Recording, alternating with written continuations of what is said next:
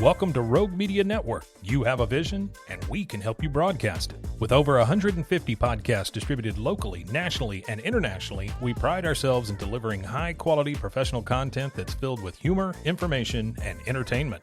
Are you an avid podcast listener? Discover relatable and reliable shows that cater to a plethora of tastes and interests. From enlightening discussions to lighthearted banter, there's something for everyone. And here's the best part. You can start your own show with Rogue Media Network. We specialize in providing a platform to amplify diverse voices and perspectives, making sure everyone gets a chance to be heard. So why wait? Tune into our podcast and explore a world of ideas and stories, or step up and let the world hear yours. Call us today at 254-300-7982. Visit us at roguemedianetwork.com or send us an email at hello@roguemedianetwork.com. Join the podcast revolution with Rogue Media Network today. Wine and Crime contains graphic and explicit content which may not be suitable for some listeners. Listener discretion is advised.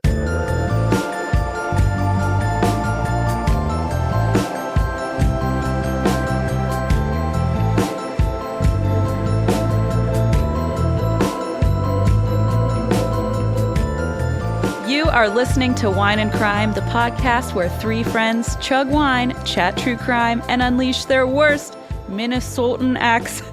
That's a bad one. That's a bad one. I'm sorry. It said worse. We've heard worse. Yeah, you did great. You did a good job. The pressure. Oh my goodness. Everybody, welcome to the team this week, Christine Schieber Hey! of the infamous And That's Why We Drink podcast. Welcome and thank you for saving us. Thank you. I was very intrigued when I got a request to hop on with y'all. And then you sent me quite a doozy of some notes a couple hours ago. And I was like, what a tale to be telling today. So the thing I omit when recruiting guests is that y'all cover Kenyon's cases, and I did not, I should know that, obviously, but it didn't even cross my mind. But, yeah. I mean, I'm in. I'm ready to go. You know now. I do. well, better welcome. or worse, you're in it. You're in too deep. It's too late. No going back now. You're on camera. You're locked in. The contracts are signed. Unless I mysteriously text Blaze to unplug the Wi-Fi route. No, I would never do that. As a podcaster, I would never do that to you. That's incredible. As a fiendish, friend, though. perhaps, I like it. But that's a fiendish move, and Wait. I'm logging that away. I have a good one, too, that I use, that I learned. So when you're on the phone and, if you just want to... This is me. I have a problem. But anyway, that's just the umbrella caveat to this tip. But if you're the person like me who sometimes just wants out of a phone call with no conversation, don't hit end, because then it'll show that you ended the call. But if you turn on airplane mode, the other person's phone will say call dropped or error or network that's error. Good. So they don't know that you hung up on them. I've just straight up hung up before. I do that too. But if you don't want them to call you back because they think you just be like, sorry, network error. I don't love that. And then you're on airplane mode. They can't call you back. So I mean, it's just a thing I've utilized once or twice in my day. This is a game changer. I know. You're full of surprises. I love it. I love that. I try my best. That's really the only one I can think of. But that's really good. If we'll you think see of where the any night more, takes us. follow me for more recipes. For more antisocial more tips recipes. and tricks to getting out of pro tip. Communicating with other people. Yeah. Well, we know who you are, Christine, but should the other two of us introduce ourselves in case someone has stumbled upon this for the first time? You know what? That would be really, really great. Oh, yes. Just to remind all of us who you are. Well, Christine is replacing Kenyon, who's out on baby leave. Yep. Yeah, upcoming baby leave. I'm Lucy. And I'm Amanda, and I'll never be out on baby leave. But one day I might be out on mental health leave, my butt hurts leave, vomit leave. I was going to say all the same. Diabetes leave. I've earned it leave. I'm just going to leave, airplane mode leave. Airplane mode, network Blaze error. unplugged the Wi-Fi router. Blaze unplugged the modem. There's so many fun options. I love it.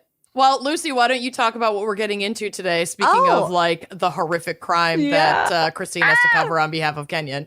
Yeah. So today we have a very special fan pick episode, and the topic is Navajo Nation crimes. She's a doozy. Yeah, Oh my. this is tough. This was a tough one. This one was chosen by Chase Arviso, who wants to shout out their brother Nakoa and fiance Sean. So thank you, Chase. This is a very important topic. Of course, Navajo culture, very rich, very beautiful, very complex. And I'll be talking a lot about that. But as with any indigenous group in the United States, it comes with its dark moments. Right. And, you know, to say nothing of like missing and murdered indigenous women and all of the, you know, the modern problems that we've got going on. So we're going to get a little bit deep. We're going to get a little bit dark. I'm going to try to bring a little bit of levity to it. But yeah, it's a doozy of an episode. I'm excited. We are going to approach this the best way we possibly can and with as much cultural sensitivity as possible. We're going to do our best. We're going to do our best. Great. Well, Agreed. Let's start doing our best with a wine crime pairing. Okay, I'm not drinking today, and I want to reaffirm that it's not because anything is growing inside me, except possibly a small virus. So, like, I went to the state fair a week ago, almost today, so just less than a week ago, and I think I might be patient zero for, like, the next COVID, but, like, the one you get from petting too many goats in the goat barn. Oh, no. COVID. COVID. I have COVID because I have had this, like, it kind of feels like allergies. I've had this, like, low hum of a mild headache and a very mild sore throat that usually is the worst in the morning, and then it's gone by, like, around 2 p.m., so it is starting to fade out. But I'm trying to I have my giant water bottle. I'm trying to just, like, flush out, whatever is in here. But maybe you have a goat allergy. Is that weird? Is that a thing? I hope not. If I had a goat allergy, I also hope not, but I also hope you don't have goat. That'd be too bad. If I had a Lucy with the I singers. hate that for you. If I have a goat allergy, I would be really sad because I fucking love goats, and like the only way to get me out of the city would be if Bill promised me that we would buy a little hobby farm and we would just live on a little farm. That would be the only way to make me stop being a city girl. But I also don't think that I would still be experiencing this like a week later. Yeah. Because I haven't been around a goat. Unless you took one home by mistake, or oh my god, or maybe check the your dander. Are you just in the trunk? I don't know. I think I could just like replace Callie with a little black goat, and Bill would like not even notice. She would still tip tap around. Yeah, he's not a big dog person, so I just don't think he would notice. But anyway, yeah. I also researched for a while trying to find a wine that was specifically made on a Navajo Nation winery, but I couldn't find one, and I think it's mostly because of the terroir that the Navajo, like the largest Navajo reservation covers. It's very arid. It's primarily desert. It's very that arid makes climate, so they're not growing grapes. Sure. That said, I did want to shout out a winery called Inkameep, which is spelled NK''MIP. This is the first indigenous-owned winery in North America. It's located in Canada. Wow. They do ship wine, but only to very specific states. I tried to get it in Minnesota. They are currently not shipping to Minnesota. But What we are do we have thinking about Kentucky? very unlikely because Wink doesn't even ship to Kentucky. You have to go over the border to Ohio to your local Walgreens. But I wanted to shout them out because we also do have a lot of listeners in Canada. So they have a beautiful selection of wines, and I just wanted to read a little bit about their work. So this says, at Inkameep Cellars, we are the dedicated guardians of a proud legacy. As the first indigenous-owned winery in North America, we are inspired to express our culture in everything we do. Our winery itself is a bold celebration and a strong reflection of our commitment to authenticity and deep respect for our colorful past. we extend an invitation to discover not only the international award-winning wines that we produce, but also the relentless spirit and remarkable history that inspire them. So I just thought what they're working on is really fucking cool. They use like indigenous sustainable farming practices. Their wine just looks gorgeous. The land that they're working on is absolutely stunning. Like the vineyard itself is incredible. So you might become a country girl two ways, the goat way or moving up to the Canadian vineyard I feel way. like I could live in wine country, but I couldn't like cultivate it. I can feed goats at 6 a.m. and like do that work because that would be cute for me. Yeah. I'm And not then go back to bed. I'm not gonna like work the land. Right, to be clear, I'm not will be no tilling. anything. No. I both go tilling. Yeah. No tilling. I have Why a did we small say that? garden. No, I don't I have live a small on a farm. garden and I have successfully harvested like 4 tomatoes, Good for you. 1 green pepper, and 2 jalapenos. That's more than I have, and I've and been some trying. strawberries. Yeah. Oh, strawberries are good. That's a pretty good one. I got some basil, and it survived for a few weeks. So I feel like Nice. that's We've also my harvested win. basil. We have onions too. Bill likes to grow edible plants, and I like to water them and then pick them when they look like they can be eaten. Yum. Nice. So anyway, though I'm not drinking and I don't have like a pop or anything for today, I wanted to shout out that winery. Are you drinking anything, Christine? You know, I was going to, but I do have to pack for a very early flight. So I was like, drinking at 3, like normally. I mean, I remember I recorded with you once and it was 10 a.m. Pacific and I had we drank. I had a tax appointment at noon and I just was like, yeah. anyway. That was one before bottle. you had a kid, though. That Things was are different. pre-child. Yeah. So, but I did have an XL Dunkin' Donuts iced coffee. So I feel like I'm still high as a kite, in my own way. Nice. That sounds good. I might have to go to Dunkin' after this. It was a very good decision for we now. finally started getting some Dunkins in the Midwest, and I'm from the East Coast, so I love. I'm a Dunkin' over Starbucks any day. Right. I Love it. a D's Love nuts. the stuff. The coffee's so good. It is good. Lucy, what are you drinking? Water. Thrilling. I don't All right, drink we're- coffee. It affects we're- the bowels. It certainly does. I don't deny that. That's part of the reason why I like drinking coffee. Though. It keeps you regular, Yeah, my gastroparesis fucking loves my coffee intake. So does my So Crohn's great. disease, okay? Yeah. We're all riddled with bowel issues. God, maybe we've identified the issue here. Christine and I are now bonded at the stomach and Love anus. You know what? We're human I was hoping you'd centipeding. say that. We're Yeah. human centipeding. It's so romantic. Centipede sisters. Ish. Gross. Okay, well, Lucy, why don't we hand it over to you for our background Your and psych turn. before this escalates any further? Oh, I'm happy to do that. Okay. So we have done reservation crimes in the past. That was episode 84, which covered reservations in the U.S. in general. We talked a lot about, like I said, missing and murdered Indigenous women in that episode. I'm sure we'll be talking about it more today. It really can't I'm be going talked about down enough. kind of a different Oh. path in my case. Good. Yeah. Good. Not to say that talking about missing and murdered Indigenous women is not, crucially important. So Yes. you guys don't know what I'm going to read. Nope. Nope. Oh, boy. Okay. Yeah, that's how we do it here, folks. I kind We of looked do at you and not. was like, wow. We don't tell each other. We don't tell each other. We want to This is a be. biggie, a rough one. We want to be traumatized in real time. Yes. You know what? I do love that for you. So maximum for impact. what it's worth, I can get behind that sentiment. Anyway, sorry to Good. interrupt. Just No, double please checking. interrupt. That's what we do here. Well, I'm also Midwest. I'm from Ohio, so the apologizing comes naturally. You Yeah. can- Sorry. It's wine and crime and interrupting and apologizing profusely. just a cycle. We usually don't apologize. For And it. I got it on sale. Oh, yeah. Target. Yeah. Oh, yeah. no. Yeah. Okay, so a little piece of vocab for us. Yaate. I mean, it's like a greeting.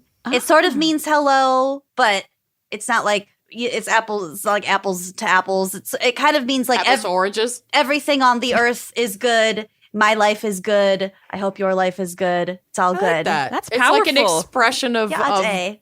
positivity and joy. Yeah. It's a As a greeting. greeting. It's a friendly, good greeting. I like That's that. great. Yeah. So yaate, everyone. Yaate. Aw, So latte. the now, yeah, okay. So the language I'm not gonna try to pretend that I know how to properly speak Navajo. As Christine said earlier, before we started recording, it's one of the most difficult languages That's to why master. it's like the code breaker language. We'll get to Right. the code And breakers. We have looked up phonetic pronunciations It really and are did try. doing our absolute best, and we Mm-hmm. want to honor the language and we want to get it right. So that said, like anyone who speaks Navajo who is listening and has corrections, we welcome them. Please. We usually would say don't add us, but we like in this very case, much welcome them. Would love to learn. yeah, under these types of circumstances. Yeah, and I don't know if Christine knows this, but for a while I worked as a freelance English language editor for a Navajo culture magazine. I did not know that. So it's called Leading the Way. It's published out of Gallup, New Mexico, which is Wow. Blaze lived in Gallup for a while. Oh, cool. nice. Yeah, he was working he did a I forget what they're called. He's going to Internship? It's like PA school. They have like Okay. a couple months at a time. It's sort of like a residency but mini ones for PAs. Anyway, so he lived there for a while and did like childbirth and that kind of thing. Did an OBGYN rotation. Wow. That's the word. A rotation there. Yeah, Cool. and he just I would be like working at Disney as an like barely paid intern, and I'd be your assistant. I'd call him, and he's like, "Oh, I delivered like 6 babies today." I'm like, "What? Okay, our lives are very different right now." But Yeah. we met in the middle. Your job is more important than mine. Yeah, I'm like, cool. I bought a bunch of child actors like their very own Snow White cake, but like. Cute. Really cute. It Also wasn't until important. they told me I had to dress like one of the 7 dwarves and parade in a circle singing their name. And again, I was Oh. being paid minimum wage, so Ooh. it wasn't That's rough. a highlight of my life. But anyway, sorry, I've been to Gallup, New Mexico. I went and visited. I took like a bus out there. It's beautiful. Yeah, it was a very beautiful area. Mm-hmm. Anyway, Well, I guess in terms of like the language and the culture, there is a lot of concern with the older generations that the newer generations are, there aren't a whole lot of employment opportunities on the reservation, so they're moving out to bigger cities. As climate change is perpetuating, it's harder to make a life on the reservation because of like water and land erosion and soil stuff like that. So preserving the language and the culture is really, really fucking Vitally important. important. Yeah. So I personally follow a lot of Navajo accounts on Instagram. There's lots of like language accounts, lots of there's a guy named Che Jim. It's basically it's like Brother Jim, but he does like really kind of funny Navajo oriented like memes. I don't know. I think he's funny. But there's a ton of Navajo people out there who are celebrating their culture on social media, on TikTok. So if you're curious about Engage. it, you should engage Yeah, and learn absolutely. more. Mm-hmm. Yeah, because it is a very, very unique, very fucking cool culture. yeah, that's great. So, the Navajo Nation, also known as Navajo Land, is a Native American reservation in the United States. It occupies portions of northeastern Arizona, northwestern New Mexico, and southeastern Utah. So, like the Four Corners It's region. huge. Yeah, the Four Corners. Oh, sure. Yeah. So, at roughly 27,413 square miles, the Navajo Nation is the largest land area held by a Native American tribe in the U.S., exceeding the size of 10 U.S. states. Wow. It's just a big old chunk of land. That's pretty Yep. wild. In 2010, the reservation was home to about 173,000 out of 332,000 Navajo tribal members. So the remaining 158,000-ish tribal members lived outside the reservation, 26% of those in urban areas, 10% in border towns, and 17% just elsewhere in the U.S. The seat of government is located in Window Rock, Arizona. Also beautiful. It's like Sounds like it. the rock formations in this area are really, Wow. really gorgeous. The Navajo Nation is one of the few indigenous nations whose reservation lands overlap its traditional homelands. A lot of them just Wow. got moved to a completely separate That's, area. Like such a Right. tragic concept to think about, like how shocking it is. Like, wow, they, To be just completely separated from yeah, your home and and displaced. The fact that like this is such a cool, like such a statistic. Like, oh my gosh, they actually happen to have some of the land match up. It's like, wow, That's a sad statistic. that's really sad. Yeah, Yeah. It's sad that that's like, oh, great. Yeah. that's so exciting. Yeah. Yep. So actually, the name for the reservation, as in Navajo Nation, or just the word Navajo, is different from the name of the traditional Navajo homeland. So in general, the word Diné Dine. Again, this is a word I am not I mean no disrespect. You are trying. I am trying. The word Dine means Navajo, but it's referring more to the traditional historical Navajo people, or they see themselves like the first people. Whereas the word Navajo is more of like a modern designation. Okay, interesting. And that is also important when you're looking at different words written in Navajo. If it's Dine something, then that's referring to like their ancestral identity Oh, cool. versus other words and phrases that are just more like modern designations, like I said. Okay. Makes sense. So I have a flag for us, Yes. Christine. Whenever we do state episodes, we like to dissect the flag, the state flag. Yes. Fun is that? So if you go to the drive, which will be on the blog, there's one called Navajo flag. It's beautiful. It's beautiful. So here's a description from Wikipedia. On a pale, buff, tan, or copper field. So sources differ. It can be all these different kind of brownish colors. 4 sacred mountains of 4 different colors. So black, white, turquoise, and yellow. These are from the Navajo creation story. So these 4 mountains surround the center element of a flag, a map of the Navajo Nation with a white disc in the center that features elements from the Navajo tribal seal.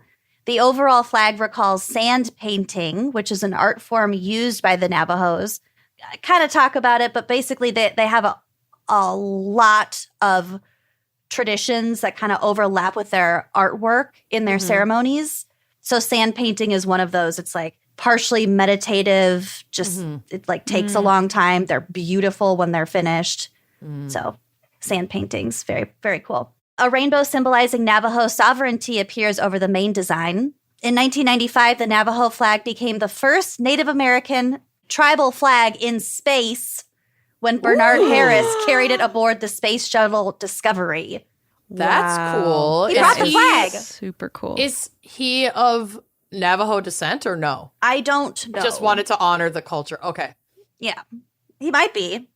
Yeah, could be. Whether or not, I don't think that he was, because I feel like this would have said, oh, it went with the first indigenous person in space. Astronaut or, yeah. Yeah. So the Navajo as a people are second most populous of all Native American peoples in the U.S., with some 300,000 individuals as of the early 21st century, most of them living in New Mexico, Arizona, and Utah on or around the reservation.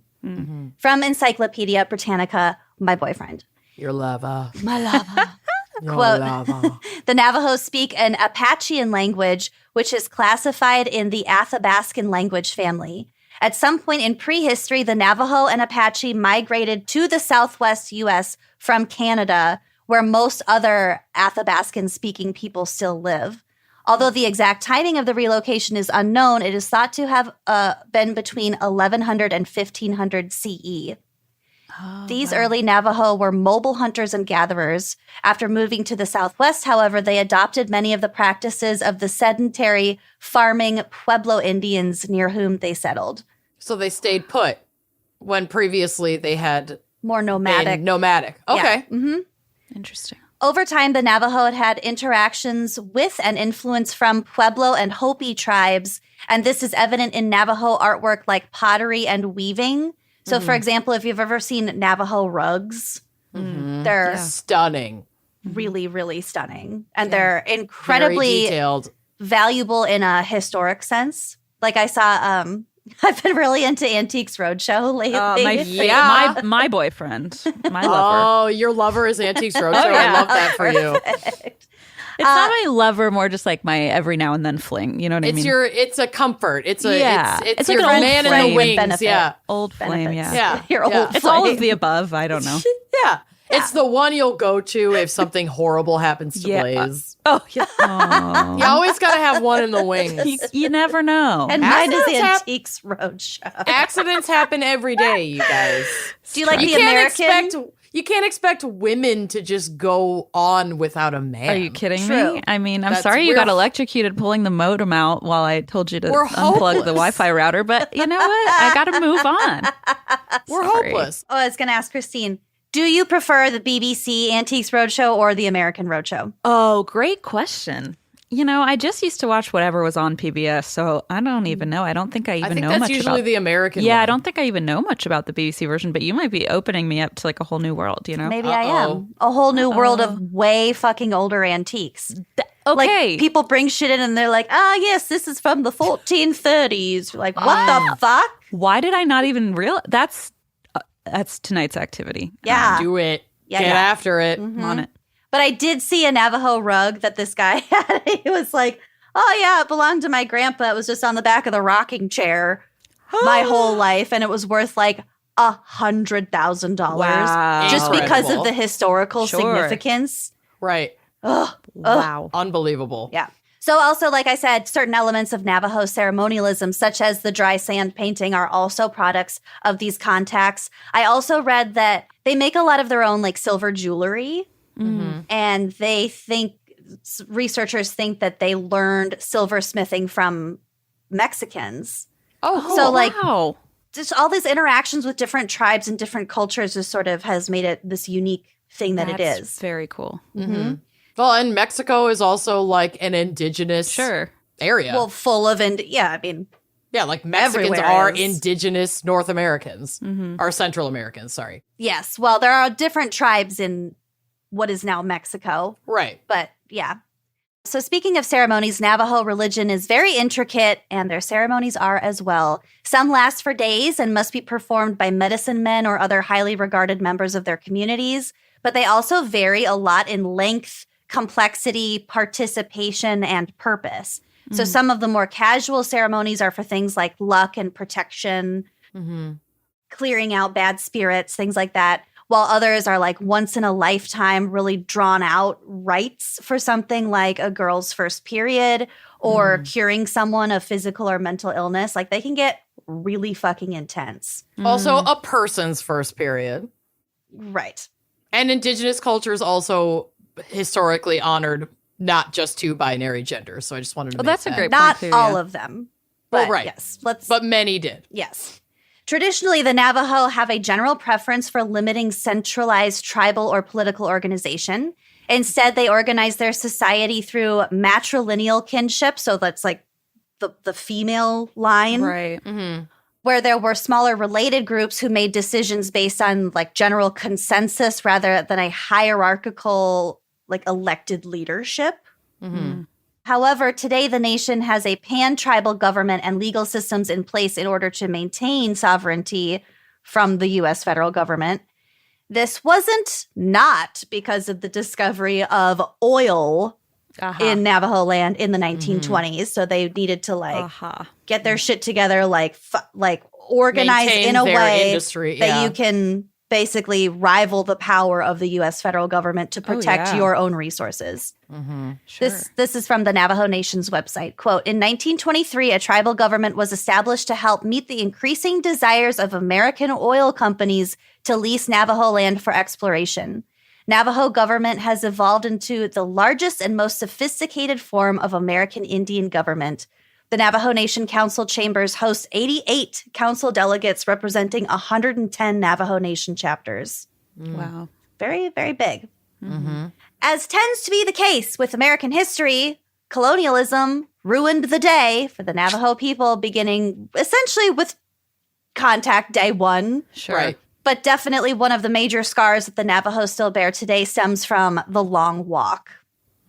Multiple treatises were signed between European Americans and the Navajo beginning around 1849. In 1851, the U.S. government established Fort Defiance near present-day Window Rock, Arizona. They were kind of like ramping up their intimidation efforts against the Navajo. Things were getting very, very tense. Land was being taken over. Animals went hungry. The U.S. was really fucking things up on purpose. In 1860, a group of about 1,000 Navajo attacked Fort Defiance and almost took it over. Almost. So this fueled distrust, and the U.S. basically made it open season on the Navajo, whether it was outright condoned murder, capturing them and enslaving them, or allowing other tribes and Mexicans to steal their livestock and kind of do whatever the fuck they want. The U.S. government was like, yeah, well, they're not cooperating with us, so Yeah, they're just go for it. They're pitting other oppressed peoples against each That's other. disturbing. Also, these groups, they had been carrying out like raids on each other's communities for a very long time. Sure. So they were just There was it was just already becoming like there was Right. there was already tension, but now there were just like no protections. It was being like sanctioned almost by the Right. government. exactly. and Yep. like those flames were being fanned Yeah, on sure. purpose. Yeah. Yep. They're being weaponized. And like famine and shit didn't help either. Sure. Yeah, as it wouldn't. Yeah. Then came the Civil War. Complicated wartime strategizing, blah, blah, blah. There's a whole lot of back and forth. A lot of treaties were signed. A lot of treaties were broken. It was just fuckery all around. It was basically commanded that the Navajo surrender to the U.S. government or face complete erasure. This direction was taken up by Colonel Kit Carson, who used scorched earth tactics to starve the Navajo out of their homeland and force them to surrender. My God. So this is from Wikipedia. Carson launched his full-scale assault on the Navajo population in January of 1864. He destroyed everything in his path, eradicating the way of life of the Navajo people. Hogans were burned to the ground, livestock were killed off, and irrigated fields were destroyed. Navajos who surrendered were taken to Fort Canby, and those who resisted were murdered. Some Navajos were able to escape Carson's campaign, but were soon forced to surrender due to starvation and the freezing temperatures of the winter months. The Long Walk, so-called Long Walk, started in the beginning of the spring of 1864. Bands of Navajo led by the Army were relocated from their traditional lands in eastern Arizona Territory and western New Mexico Territory to Fort Sumner. This is in the Pecos River Valley. The march was one that was very difficult and pushed many Navajos to their breaking point, including death. The distance itself was cruel, but the fact that they did not receive any aid from the soldiers was devastating. Not every single person was in prime condition to trek 400 miles. Who yeah, you fucking don't would say. be? Yeah. Yeah. Many began the walk exhausted and malnourished. Others were not properly clothed and were not in the least prepared for such a long journey. Neither sympathy nor remorse were given to the Navajos. They were never informed as to where they were going, why they were being relocated, or how long it would take to get there. On one account passed through generations within the Navajos shows the attitude of the U.S. Army as follows, quote, "It was said that those ancestors were on the long walk with their daughter, who was pregnant and about to give birth. The daughter got tired and weak and couldn't keep up with the others or go further because of her condition. So my ancestors asked the army to hold up for a while and let the woman give birth, but the soldiers wouldn't do it. They forced my people to move on, saying that they were getting behind the others. The soldier told the parents that they had to leave their daughter behind. Your daughter isn't going to survive anyway. Sooner or later, she's going to die," they said in their own language. "Go ahead," the daughter said to her parents. "Things might come out all right with me." But the poor thing was mistaken, my grandparents used to say. Not long after they had moved on, they heard a gunshot from where they had been a short time ago. It's absolutely brutal.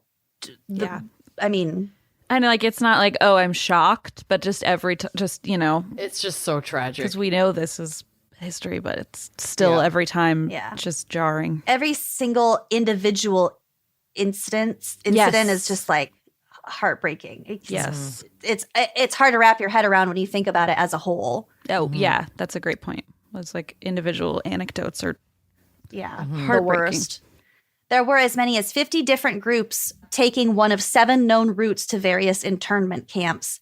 At least 200 people died during the 18-day, 300-mile trek. 300, 400 miles. It depends on the route they were In taking. 18 days, that's like, oh my They didn't God. that's Stop. a clip. Yeah. Yeah, and the My God. soldiers are like on horses and shit. Sure. Right. Just, And eating and drinking and sleeping and whatever. fuck. Between 8,000 and 9,000 people were settled on an area of 40 square miles with a peak population of 9,022 by the spring of 1865. So 9,022 indigenous people. It was Navajo, and it was also people from other tribes as well that they were relocating. Sure. Terrible things happened at these camps, both at the hands of the U.S. government and the other tribes with whom they had to cohabitate. Because, like I said, they had a long history of Oh, yeah. raids and tension between Territory, conflicts, and tribes. Yeah. So like fighting over resources to survive. That's human. mhm. So on June 18th, 1868, the once scattered bands of people who called themselves Dene set off together on the return journey, the Long Walk Home. Wow. I saw from another source that as they were walking back as like one big group, their group stretched like 10 miles long. Wow. My God. Yeah. Shocking. This is one of the few instances where the U.S. government permitted a tribe to return to their traditional boundaries, like what we were talking about Oh, earlier. that's so nice. So generous. Yeah. What a gift. The Navajo were granted 3.5 million acres of land inside their 4 sacred mountains. Well, there was a lot of negotiation because those mountains relate to their creation story. Like humans came from those mountains. Right. Yeah. So, like, in their culture. Yeah. It was extremely important to them to get back to that land, that they got that land back. So score. Yay. Yeah. Ugh. The Navajo also became a more cohesive tribe after the Long Walk and were able to successfully increase the size of their reservation since then to over 16 million acres. They started with 3.5 and they Wow. grew it to over 16 million acres. Wow. Historians speculate that the battles between U.S. troops and the Navajo and factors such as disease and famine reduced the Navajo population of approximately 25,000 to somewhere in the neighborhood of 2,000 Navajo of reproductive age. That's. I don't think that meant it's genocide. It was absolutely genocide. And I didn't Right. even have time to get into the boarding schools Right. of the 19th and 20th centuries. It is genocide. They're And erasure. our government tried their goddamn best to erase their entire culture, language, everything. There's no way around it. Yeah. So dramatic reduction in people who were able to reproduce, creating a genetic bottleneck. And this produced the consequence of certain otherwise rare genetic diseases. Oh, So wow. it has a generational impact. I mean, Yeah. they might not recover from what happened in that Right. really small amount of time. Mm-hmm. So with all of that shit, you'd think the Navajo would turn their backs on the U.S. government, but culturally, they really, really value the collective good. So like pulling together to make things work. So a lot of Navajo actually enlisted in the U.S. military in the early 20th century. Ray, you are on my microphone cord. Oh, Ray. Hi, Ray. So floofy. he's so a little Ray break. See a little belly. That's not a little belly. That's a big old belly. hit me in the mouth with his tail. Okay. Well, yesterday when we were recording, he almost lit himself on fire, and we had to pause because Lucy It was like smelled. coughing I was through like- the smell of burning cat hair. Oh my god, that must be a very unique scent. It is. I don't ever want to experience it. Me neither. Not Not I'm great. good. It lingers. It lingers. Good to know. She hangs in the air like that. She Yeah, really we believe does. you. We're not going to test it out for ourselves. I think I'm just going to trust you on that one. Yeah.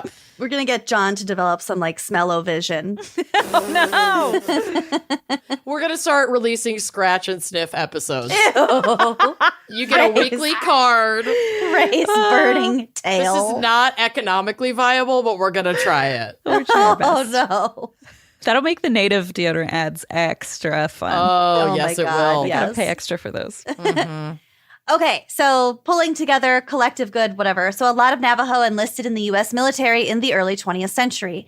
About 400 Native American soldiers participated in the Code Talker program during the Second World War, transmitting sensitive information over open radio waves in their native languages, knowing that the enemy was unable to break the code. Wow. By all accounts, the service of these code talkers was crucial to winning World War II in the Pacific theater. We relate the code talkers a lot with Navajo, but actually there were lots of other tribes that also Were part of signed up that. to do this exact same Oh, thing. okay. I didn't realize that. Because most, if not all, of the languages that were used in this program, they don't have a written language. Yep. Sure. So they can't be like broken in that way. Sure. Mhm. They're all just really unique. At least Navajo is very tonal Right. too. So like language, you know, if you're not used to that, if you are completely unfamiliar with it, it just makes any language 10 times more complicated. Well, right, Right. because in those like melodic languages, the same written quote unquote word spoken in a different pitch can mean 50 different things. And different Maybe not 50, contexts and Yeah. Right. Yeah, very. It's really fascinating. Yeah. That's really fascinating. So code talking actually began in October of 1918 with 8. 1 year after Helen was born. Jesus Continue. Christ. With 8. My grandmother was 1 year old. I was like, Helen, is that your haunted doll? No, okay. Well, it is now. She died at 103. Oh my God. Mhm. I feel like maybe I saw this. I don't know if you posted Yeah, about she it. saw we some thought she'd shit. never go. Yep, unsinkable Helen. Okay, October 1918 with 8 Choctaw men serving in France who were put to use as telephone communicators during the Meuse-Argonne offensive.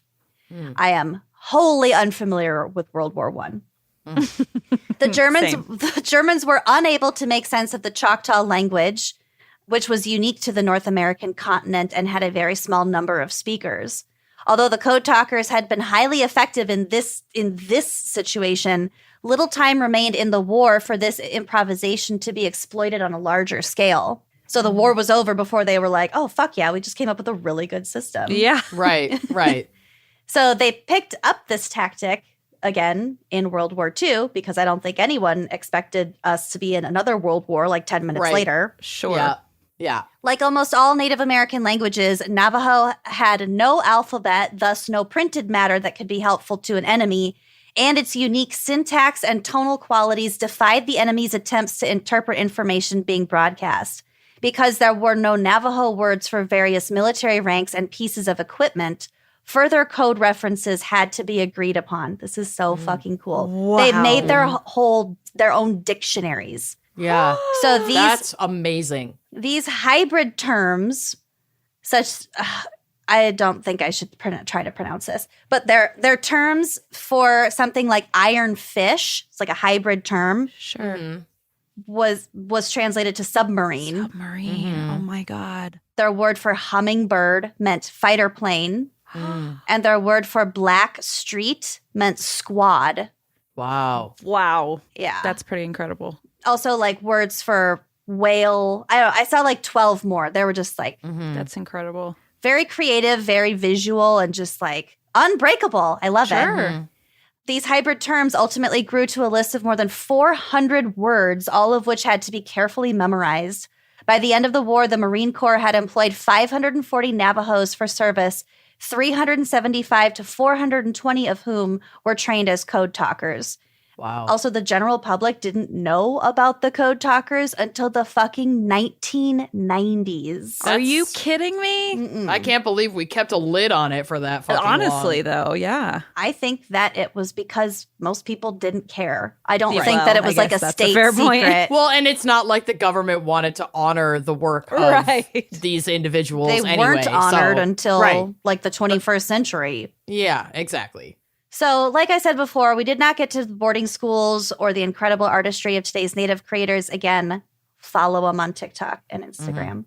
Right. Or like prominent Navajos in modern history. There is just so much to cover about this culture, this language, these people. It's there was just too much to get to today.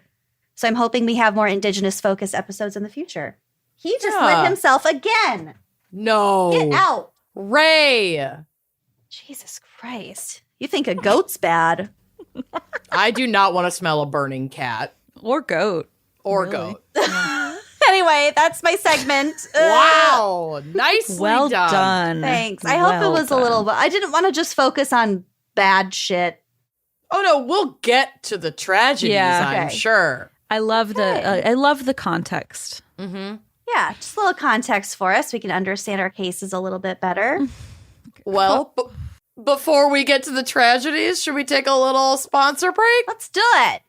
FrameBridge makes it easier and more affordable than ever to frame your favorite things without ever leaving the house. That's the best part. Please. Oh, Yeah, always.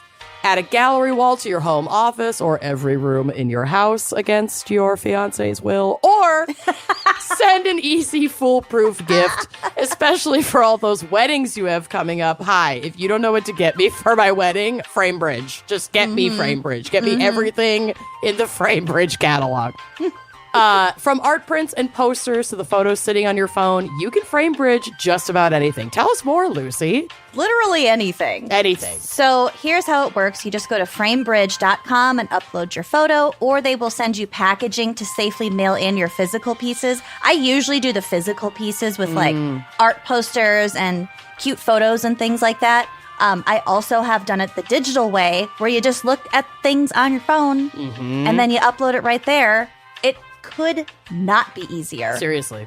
You preview your item online in dozens of frame styles and gallery wall layouts, because really, if you try to do a gallery wall by yourself, it's kind of complicated. It can be hard. It's nice to map it out beforehand. Absolutely. So you choose your favorite, or you get free recommendations from their talented designers. I've also gone that route. Couldn't be happier with it. The experts at FrameBridge will custom frame your item and deliver your finished piece directly to your door, ready to hang. They got the little nail. They got the little hook. Yeah. Everything So but a reliable. hammer and a wall. It's amazing. Yes, literally. Instead of the hundreds you'd pay at a framing store, their prices start at $39, and all shipping is free. Back, forth, to, and fro, it's all free. Yes. Plus, our listeners will get 15% off their first order at framebridge.com when they use our code WINECRIME.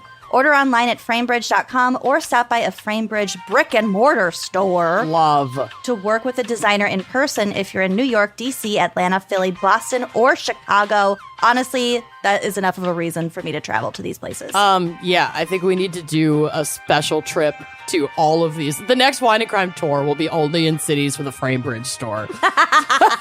I'm down. I love it. So get started today. Frame your photos or send someone the perfect gift. Just go to framebridge.com, promo code WINECRIME. One more time, framebridge.com, promo code WINECRIME, and treat your walls. Trade 'em. Using Talkspace feels a little bit like having a mental health professional in your pocket. Like a little mental health professional homunculus. Yes. Wagner in your pocket. Dr. Wagner. Dr. Wagner. Paging Dr. Wagner. Yes. Talkspace offers both therapy and psychiatry, and being able to reach out to my provider anytime, anywhere makes taking care of my mental health super duper easy. I'm more relaxed when I'm traveling, knowing that if I need to talk to my therapist, I can just send a message from wherever I am. Relationships are hard, people. And sometimes you just want an unbiased third-party perspective to really get things into perspective. Yep. So working on things through therapy can be tough, but connecting with my therapist isn't. It's amazing to have it be so easy. It takes a lot of the daunting, scary part of therapy just totally out of the equation. It's like texting a friend, but that friend is a licensed professional who can actually help you. Yeah. It's like having the most productive and actually helpful group chat of all time. It's amazing. So I wholeheartedly recommend Talkspace for therapy. I've been using it for years. You can sign up online and get a personalized match with a provider that's right for you. And this is huge. That can happen typically within 48 hours. Crucial. It's crucial. So, I mean, don't wait until you're in crisis, but what an amazing resource if you are in crisis to know that you can talk to someone really soon. You can text, video, or send voice messages to your licensed therapist, so it's incredibly convenient. It's also very versatile. You could kind of like choose your own adventure depending on how you're feeling in that moment. I usually pick texting, but every once in a while, I'm like, no, I need you to tell me to my face what I need to do. Level with me. Yeah, let's go. So then we'll, Emily will be like, all right, let's schedule a video conference. And I'm like, oh, okay. You can text, video, like I said, or send voice messages to your licensed therapist. So it's incredibly convenient to have virtual sessions from the comfort of your home.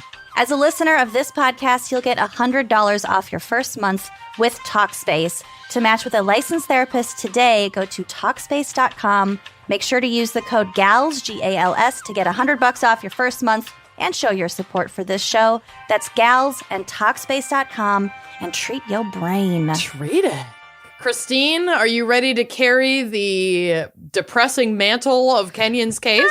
Yeah, I mean, you did pick the right. I guess if you're going to pick somebody, it better be a true crime podcaster, because It's true. It's not like I'm sitting here like totally blown Shocked. away or shocked Right. that these things happen.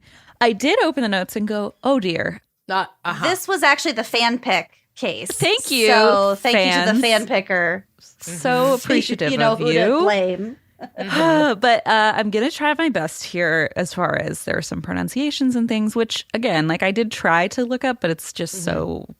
And then who do you trust on the internet? I don't know. So Trust no one on the Trust no internet. one on the internet is the answer to that question. So we're going to try our best here. Okay. When I first read through the notes, I didn't know you guys don't know the notes. So I was like, No idea. wow, they are really trusting me with this tale. Okay, so you know what? Just unplug your router if you're like, this is a lot. Airplane mode activate. Network error. I have my finger hovering over it. Your call the- just dropped. Weird. Over the, yeah. the weirdest thing. I can just hang up the cast at any moment. The Network computer error. lid just starts like closing. You're like, I'm sorry, I'm losing you. I don't know. I'm going through a tunnel. Oh no. I'm on a desktop. I can't close my computer. Oh well, you can if you try hard enough. But You're it's right. Throw it off your desk. Do this. tip it over. Okay, folks, enough bandying about. Let me Enough trying to avoid starting this case. tomfoolery, Yeah. procrastination. Yeah. We're gonna get into it. So. This story takes place in Shiprock. I don't know if Lucy knows anything about it or Amanda does, but I do. I've been had. there. You have? Oh, cool. I actually never heard of it, but is a town with a population of around 8,000 people located in the Navajo Nation. The town itself, the name of it, I'm going to try, Naat Ani Niz, which means tall leader in the Navajo language. Fun fact. And the name Shiprock comes from a massive volcanic rock formation in the nearby desert known as the Shiprock Pinnacle, which 19th century explorers believed looked like a clipper ship. So Cool. they came up with the clever name of Shiprock. Got it. I'm going to look up pictures. Yeah, I bet it's pretty. I haven't put any in the folder. So I got it. thank you. Oh, it does kind of look like a ship. I This love is it. cool. It's like A it's like protrusion. Yeah. a protrusion. Your classic protrusion. Yeah, a classic protrusion. If I've ever seen a protrusion, this is it, you know? And the rock formation itself is a sacred site for the Navajo, and they refer to it as Tsebitai, which translates to rock with wings, which I think is really, really beautiful too. So on May 2nd, 2016, so we're really rushing up to modern day here, when school let out for the day in Shiprock, 12-year-old Gracelyn Mike set off to walk from school with her two younger siblings, whose names were Ashlyn and Ian. Ashlyn was 11 years old and Ian was 9. So right off the bat, this is going to be a rough one. I'm just going to 'Cause put it's it out kids. there. Right off Great. the bat, we're using past tense, and that Yeah. that's a sign. Yeah, yeah. I have also learned about a fun fact about myself, which is probably pretty logical, but really didn't hit me until I had a child, which is like, wow, I'm much more sensitive about child Right. stories, I guess, Yeah. just for proximity reasons, I suppose. Right. So, so buckle up. This is everybody's warning. If you need to popcorn one of us in, we can. We got you. Oh, there we go. Okay, I love it. Anyway, so Gracelyn is heading home from school with her two younger siblings, Ashlyn and Ian. Gracelyn ends up getting kind of ahead of her younger siblings because they wanted to stop and play in a canal by the side of the dirt road. So when a red van pulled up alongside her and the stocky young man driving offered her a ride, she was alone at this point. Now, Gracelyn's immediate move is to say, nope, get away from me. And this van pulls away and out of sight. But I think it, for obvious reasons, puts her on edge. So she arrives at home and is like, oh, my brother and sister are close behind, so they should be here any minute. Well, unfortunately, the minutes start ticking by and her siblings did not arrive at home. And like, obviously this is not her fault, but I imagine that would be a lot of like pressure as the older sibling. Yeah, would exactly. Be horrific. Exactly. Horrific. So that just, something to think about. So her siblings are not arriving home. She's getting more and more nervous. And she knew her father, whose name was Gary Mike. So their last name is Mike, like M-I-K-E. So Gary Mike would be busy at work. So she called her mother, Pamela Foster, who lived in California. And she was like, there was this guy in the van and he asked me for a ride. I said no, but now I don't know where my siblings are. Never meet a man. No. Never, never, never. So Foster, the mother, hung up with Graceland, immediately called the Navajo Nation Police Department in Shiprock to report her 2 children missing. She would later describe how, quote, they kept putting me on hold and transferring me, telling me that they were short on staff, that there was only 1 officer on duty at Shiprock. So pretty immediately we're getting like not a quick response to this, which is, ends up being not good. So she's frustrated, she's infuriated, she hangs up with the police department and, like any other 21st century person, goes to social media seeking some help, some numbers, like reinforcement. So she posts about Ashlyn, Ian, and the man in the red van and saying, this is the latest news I've heard. I need help figuring this out, finding my kids. So at 6:53 p.m. that evening, Gary Mike himself went to the police station in person and filed a missing persons report. Do you know if they were trying to work with police, like Navajo police, or just the local, like, U.S. police department? As far as I can tell, this is the reservation specific, like the Navajo police. And then they end up trying to seek support from. Yes, correct. Okay. So it sort of branches out when the story gets going, and they seek help from the police in, I think, Flagstaff. Okay. Yeah, that was another thing that we talked about with the missing and murdered Indigenous women, the problem of jurisdiction. Oh, yes. Because who know, if it's Navajo police, if it's reservation police, if it's like local police or whatever, and then if the person is caught on reservation land, who they belong to. We'll kind of get to it in my case for sure. Yeah, that's a great point. And then you think about like other resources. I mean, they said they only had 1 officer on duty. Right. Like they're swamped, I imagine, with other stuff. Yeah, that's usually the issue is the resources available on the reservation. Right. And then the indifference of the officers and the departments that they reach out to for support to help in these cases. Yep. Exactly. So that's kind of what we're facing here, unfortunately. And they did, I'll get to it. They do make some changes legally, but a lot of it is too little too late. But we're glass half full, I suppose. Yeah. We're trying to smile through it. Right. Okay. So Gary goes to the police station. He files a missing persons report for his 2 children. And only about 20 minutes after he files this, there is a couple driving through the Navajo Nation, and they spot a young boy walking along the side of the road. And they pull over to see if he needs help. And understandably, he's already traumatized. He is frightened. He, for obvious reasons, does not want to get in the car with this couple. Mm-hmm. But they don't have a phone signal, and they persuade him to get in the car. They, tell him, we're safe, we're going to take you home. And they drive to the closest Navajo Nation Police Department. Mm-hmm. So this is kind of happening simultaneously as their dad is filing this missing persons report. So Ian, the boy, he's back and he's safe. And he tells police that he and Ashlyn had accepted a ride from the man in the van because she had hurt her foot while they were playing at the side of the road and couldn't really walk. And so this person took advantage of that vulnerability and convinced them to get in the car and take a ride. So the 2 were in the car, and they realized pretty quickly that they are not being driven in the direction of their home, Nightmare, but instead into the desert toward Shiprock Pinnacle. Oh my God. Yeah. It's a very big, open, desolate area. Yes. The thought of driving away from your family and people and into the desert is terrifying. So the man drove them to a secluded location. This is a toughie. Okay. He drove her to a secluded location, and then he took Ashlyn into the desert. He raped her, and then he took a tire iron and bludgeoned her before returning to the van, obviously without her, leaving her there, and ordering Ian to get out, and then just drove away. Oh my God. Just left them both there. Oh, no. And Ian, a little backstory, so before he was discovered by the couple, he had walked for miles alone through the desert, searching for somebody to help his sister. So just these trauma all around.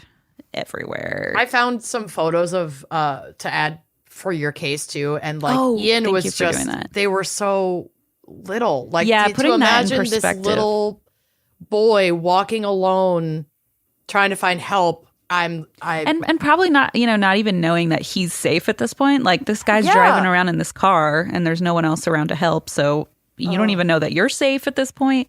Oh my God, they are so little. They're just little precious babies. I just can't even, I'm getting emotional looking at these pictures of them. Oh, no. Yeah. Mm-hmm. Oh, no. Mm-hmm. Oh, no. Yep. Yeah. So, and that, as horribly tragic as that is, does also kind of make the story that much more, I don't know. Like, I feel like I always have a hard time looking up photos, but it's like, well, that's part of it. Yep. Mm-hmm. So, yeah, very, very, pretty immediately tragic. Mm-hmm. So he, thankfully was rescued by a couple who was caring and kind and safe, even though I think it probably took a lot for him to get in the car after the first time in a car. Mm-hmm. So he is thankfully taken home and rescued, and then, tells everybody about what happened to his sister. Mm-hmm. So a manhunt was launched in Navajo Nation based on the kind of vague recollection of this little boy who had to try and lead them in the right direction. And so they tried to follow the path he laid out and see if they could find any sign of either this attacker or the girl. Mm-hmm. So around 8 p.m. that evening, Pamela Foster, the mother, her cousin, whose name was Maybelline Buck, called the police department I said Flagstaff, which is not even in New Mexico, is it? It's in Arizona. That's in Arizona, okay. But that's okay. I don't know what I'm doing here. The geography is not my strong suit. You're doing great. I meant Farmington is what I meant. Got it. One could argue they do start with the same letter, but... Yeah. They do start with the same letter. Thank you. I agree. We support this. Thank you. So Farmington, New Mexico. So Maybelline calls the police there and says, have you seen this story about my missing, I guess, niece's nephews? Right. She says, my cousin just posted on Facebook that her kids were kidnapped, and I want to make sure that you know about this from the Navajo PD. And she explains, they found my nephew. He escaped from the van. They still have my niece. This is pressing and urgent. Yeah. And the police dispatcher in Farmington says, we have not heard anything about this kidnapping. So once again, a blow to this case of, they're just losing time. Communicate. Yes, exactly. So Buck, the cousin, then decided to go to the Farmington Police Department in person, where she was told that a search team was ready to go, but they needed to wait for official approval from the Navajo Nation because it's a jurisdiction issue. So basically exactly what Lucy was saying. So in the meantime, word that Ashlyn was still missing, this is a very 21st century story, like I said, was going viral on, Facebook. So people were sharing this, trying to get the word out there. So that was happening, unsurprisingly, a lot quicker than all the red tape and stuff that was going on at the police department. So this is going viral. Friends and family members are sharing this, and it's getting out to the further community. And pretty soon, friends and family members assembled these kind of search parties. Yeah, ragtag search, last minute search party situation. Someone has to do fucking something. Someone has to. The community is just doing the best they can. Exactly. If no one else is hitting the ground running, what are you going to do? Mm-hmm. So they assemble these ad hoc search parties, and they combed the area near Shiprock Pinnacle where Ian remembered being driven. And after the sunset, Gary Mike, the father, didn't even go home. He walked through the desert with his cell phone flashlight, just looking for his daughter. So Ashlyn's family continued to call the Farmington Police Department, demanding to know why, now that they do have the communication and know that she's missing, have not released an Amber Alert for Ashlyn. So, yeah, because now you fucking know. Yeah, there's no excuse she's anymore. What, 11? Yeah. 12? 11, yeah. There's no... the fucking Amber Alert out. Excuse. It goes to everybody's phone. It's That's what it's there for. Exactly. What's the benefit of not participating in that? You're not saving any points by not putting it out. There's not a limited number. They're not trying to benefit necessarily from not doing it. They just don't care. They just don't care. Yeah. That's a much clearer way to look at it. Exactly. Mm-hmm. So, they keep calling and they keep pressing and saying, why has an Amber Alert not been issued for Ashlyn? And it turned out later, it was revealed that the Navajo Nation Police Department hadn't requested the Amber Alert until 9:07 p.m. And again, because of this jurisdiction thing, the police department outside of town was like, well, we couldn't do anything. And so it's just this jumble of like things going wrong all at once. I hate it. It's terrible. I mean, it's like hopeless from the start.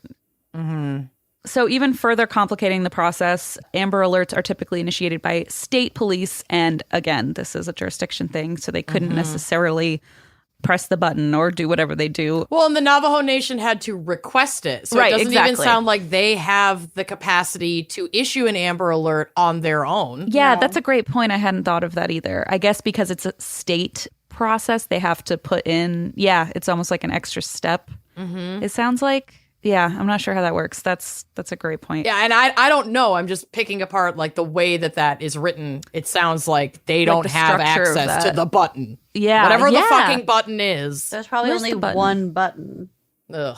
So the Navajo Nation had requested the alert from the FBI, who had passed the request on to the National Center for Missing and Exploited Children, who then contacted the New Mexico State Police, who finally launched the Amber Alert process. So it is like a state Yeah, there's a issue, process. yeah. It goes through a chain of command. quite a long one, it sounds like. Which I gotta say, I do understand making sure that we're getting everything It's like checks and accurate. balances. Yep. Everybody's looking at Because everybody. you lose your kid in a grocery store and you're freaking out for 10 minutes and you can't just all of a sudden issue an Amber Alert and then Right, you find right. them looking at the bouncy balls on that one end cap. Like, I get it. Always.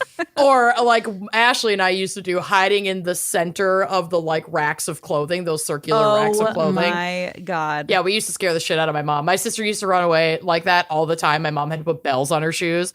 So, like, I get it. I get having a little bit of checks and balances for an Amber Alert, but it's like, this seems like a lot. That's when it's so hard because it's like, I understand the need for, limitations and that kind of thing. But then when it sounds so extreme, you're like, And how do you even can't fucking somebody, get one? Yeah, Well, like that's when the racism kicks in. Well, right. great. It's all Great of point. these things. I mean, this is like example A of exactly Well, that's that. the thing. All of these, there's opportunities for racism, classism, ageism, all, ableism, all the isms through all of these, levels of the judicial system. Right. That have their It's hands like on this. infiltrated the whole thing. So like there's no real saving grace here, unfortunately.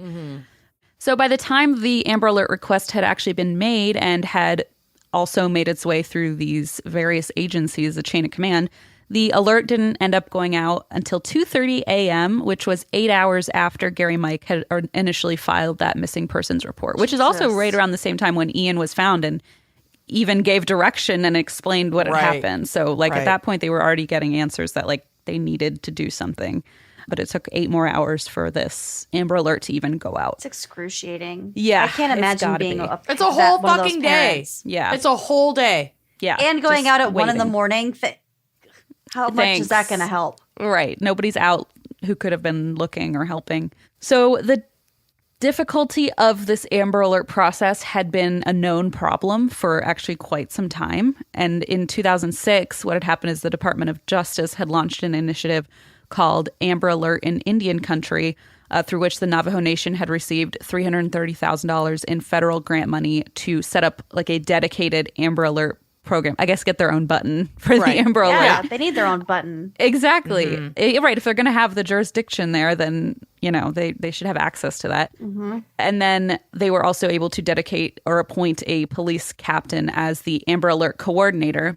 But then you think that you would have thought this part through. When the police captain retired, there was nobody to be the coordinator, and they just didn't appoint somebody. So it was sort of like, the program just fell apart because it was hinged on this one old guy who retired. Oh I my guess. God, Department of Justice. Oh my God. It's like Come on. it's like nobody thought about that when they hired him, and he was like 60, and they were like, "Oh, okay, well, we're gonna have to look for somebody new in a few years." I guess maybe you're not 60 when you're retiring from the police. I imagine you're much younger than that, but. Yeah, so they just kind of didn't think that part through. I can't. This is fucking so egregious. I know. Okay. Balls It were is dropped. egregious. Yeah. Yeah. No balls were caught anywhere. Yep. And so when the captain retired, nobody was appointed, and the program fell apart. And half the grant money was actually returned to the federal government because they were no longer using it for the intended purposes. Don't give it back. Oh. It's like, Oh my God. yeah, it's painful. It's painful. Don't give it back. Okay. Yes. So that is how that's basically the context of this whole Amber Alert, circus. That's the context. That's what Clusterfuck. happened. The Clusterfuck. technical term, yeah. I think that's the official word, according to your boyfriend, the Encyclopedia Britannica, Britannica. Yeah. So ultimately, Ashlyn's body was found, unfortunately, by a search party of her own family members. Oh, which Jesus. It's got to be that thing. I mean, I've heard people describe it as like you want to find something and you also don't want to find something if you're, in this position, which I think it's never been more true than in this case. Yeah. So her family found her body 11 a.m. the day after her disappearance. She was found near a dirt road about 6 miles south of Shiprock Pinnacle. And later that day, this is where things start to go even more off the rails. There were about half a dozen men from the Native American church in town who attended a ceremony in a sweat lodge to pray for Ashlyn. And one of the men in the lodge was 27-year-old Tom Begay. Oh my God. They always return or want to be part of the search party. It's such a thing. It's like a sick compulsion. It's so sit down, weird. go away. What are you doing? Yeah. Yeah. Oh, It's no. sick. And to know, can you imagine, family members, people close to her We're there. are there, and you're, in their midst. I mean, Everyone's so wrong. grieving. They assume Yeah. that you're grieving also. It's it's gotta be, sad. So Begay himself, his name's Tom Begay, it's sort of like Bengay without the end. So I don't know if I'm saying that right, but I'm it's hoping. Begay. Begay, okay. So Begay had become a member of the church after a church member had discovered he and his younger brother living in a filthy trailer and surviving on pretty much breakfast cereal. Unfortunately, both of them, here we go with cycles, had been severely abused as children. And when their parents died, they were essentially left to fend for themselves with very few real world skills, very few resources, and then obviously just the history of being abused while you were being quote unquote parented. So it's a cycle of trauma. This man experienced a lot of trauma, and that helped form exactly the person he became. Exactly. That's how it fucking works. It's just tragic. So he is at this ceremony, and about halfway through the ceremony, the church members begin to hear shouting coming from outside. So they exit the sweat lodge to find a line of police cars and officers pointing guns at them, which has got to be alarming when you're in a sacred space. Yeah. And praying. So they see this sight, and it turns out that an anonymous tipster had called in to report that they had seen a red van matching the description of the one Ashlyn had gotten into. He drove to the sweat lodge? At the church, at the sweat lodge. Yes! In the car he used to abduct these children. And by the way, not just a silver Toyota, a red van. van. Hello. Oh my God. It's the just literal sore thumb of cars. Unbelievable. Just parked it right in front of him. Also, thank you, Tom. Right. I want to say, bad idea, but in this case, I guess I'm thankful for that. Yeah. For that you one essentially small turned thing. yourself in. Yeah. Yeah. So he drives this red van to the church. Somebody tips off the police, and they arrive to arrest the owner, Tom Begay. Mm-hmm. So upon interrogation, Begay confessed to abducting both of the Mike children, driving them to a remote location. He admitted to raping Ashlyn and hitting her with a tire iron. He said he did that because he was ashamed and didn't want anyone to know what he had done. And this is a pretty dark part, pretty heavy part, just a little warning for anybody who might be sensitive. So he claimed that Ashlyn had still been alive and moving when he left her, which then added just this massive amount of pain for her loved ones who were racing against the clock earlier. Yeah, she could have and survived. Hitting a wall.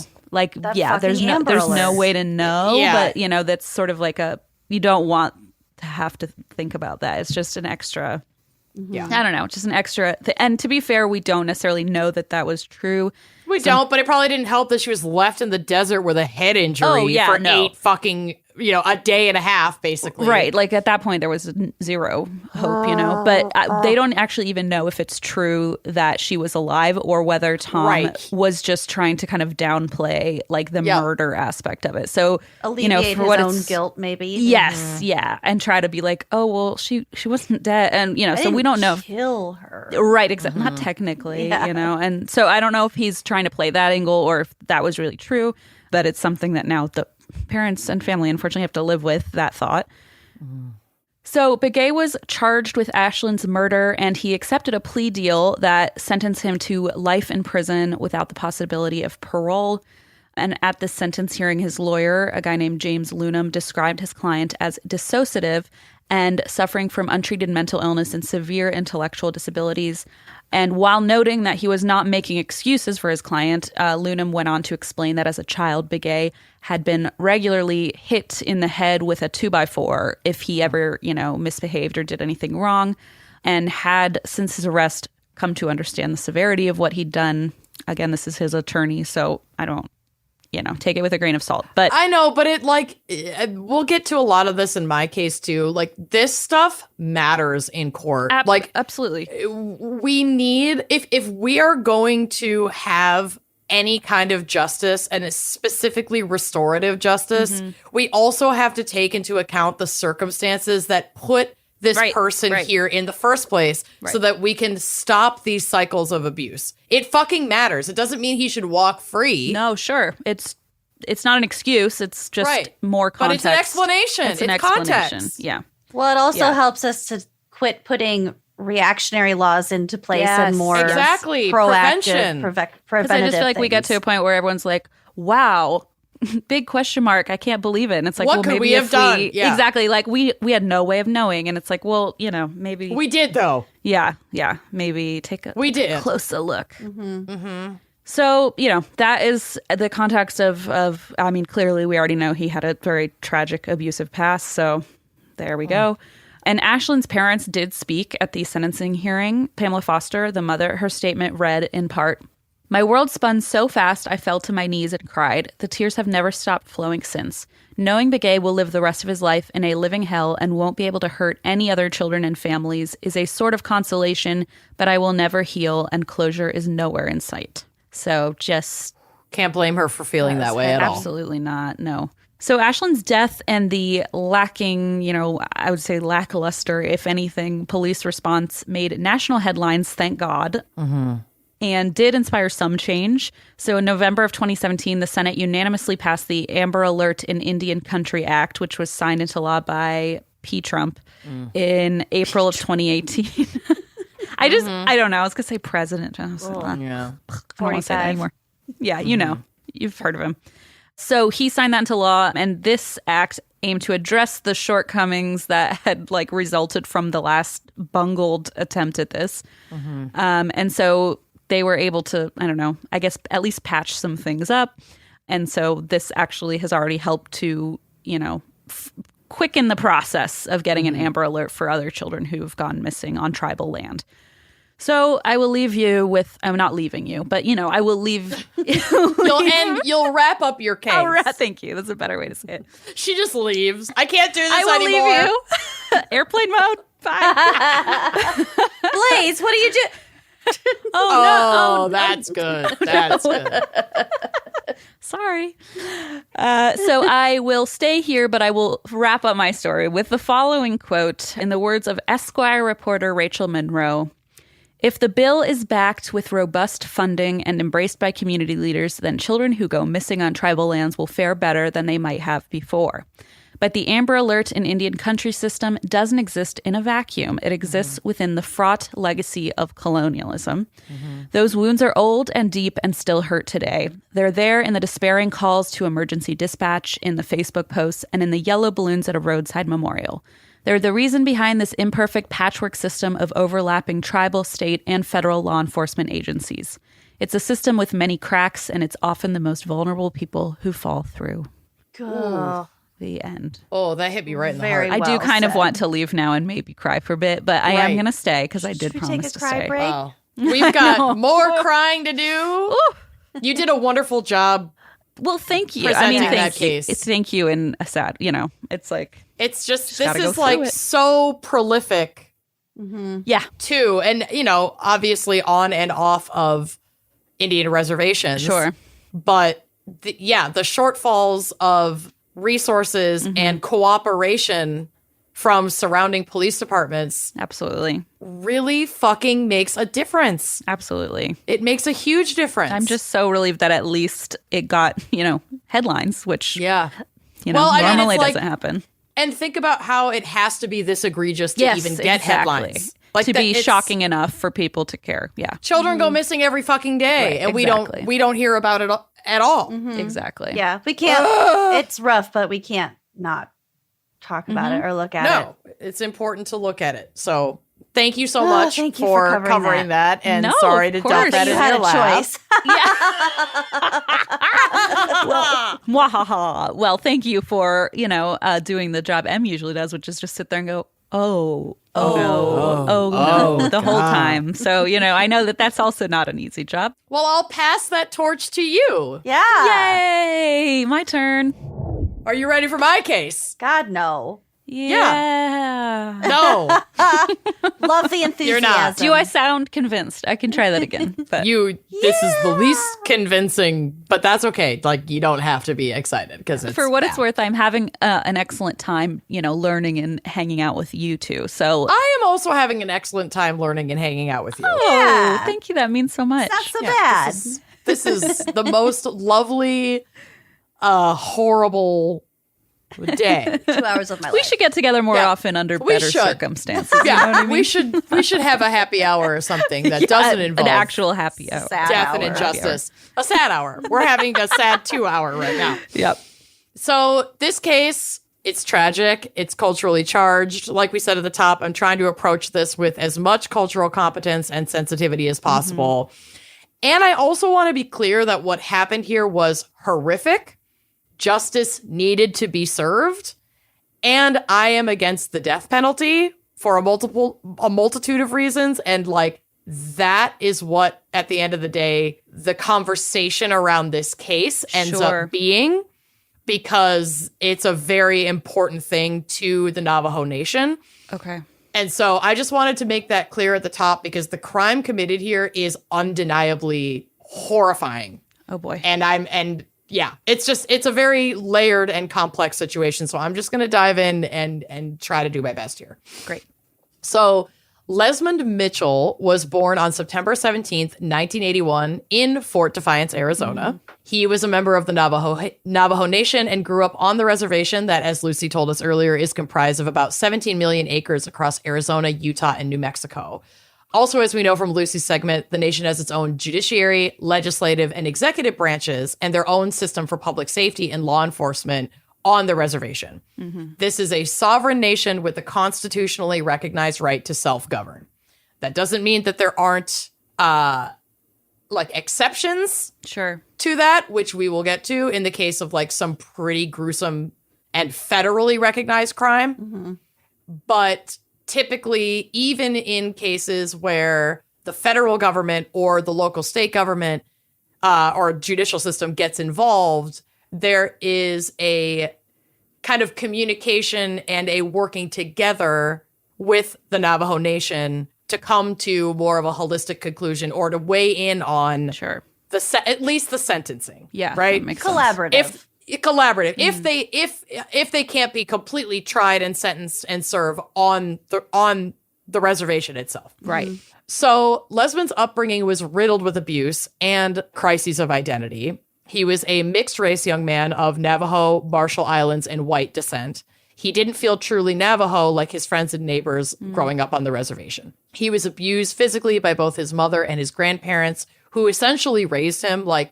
He kind of went back and forth. His mom would have him for a while, and then she moved to California and left him with her parents, his grandparents, and then he was experiencing abuse there, so he would leave and go stay with his mom in California, and then he would come back to the reservation. It was just around. a lot.